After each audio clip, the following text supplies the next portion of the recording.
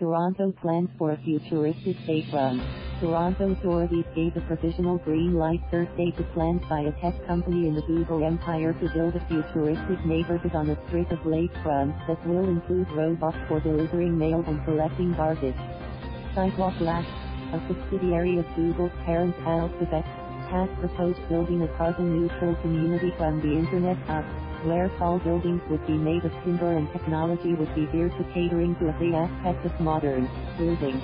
Permission for the 12-acre, 5-hectare site in the city's Bayfront area is dependent on a final evaluation, before a formal rubber stamp in March 2020 if all goes well.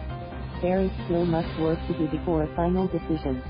The project envisages heated sidewalks and bike paths that melt snow in winter, street-side parking that can be pre-booked, and underground robots that distribute parcels and manage waste.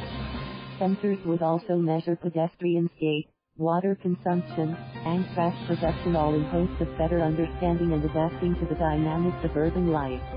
Prime Minister Justin Trudeau and other proponents have heralded the opportunity to create an innovation hub where tens of thousands of people would live and work in Canada's largest metropolis.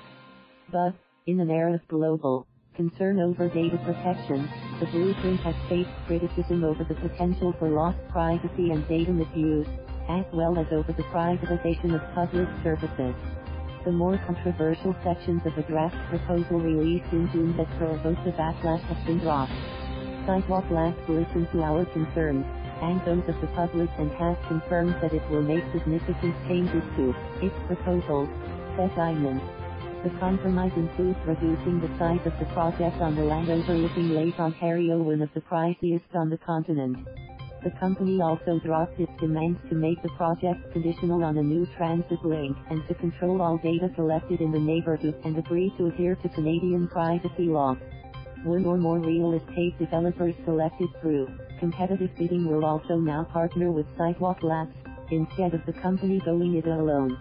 Earlier this week, the Globe and Mail reported on a leaked confidential Sidewalk Labs document from 2016 that envisioned it having powers to levy its own property taxes, police the community, and provide public services such as charter schools, transit, and private road infrastructure.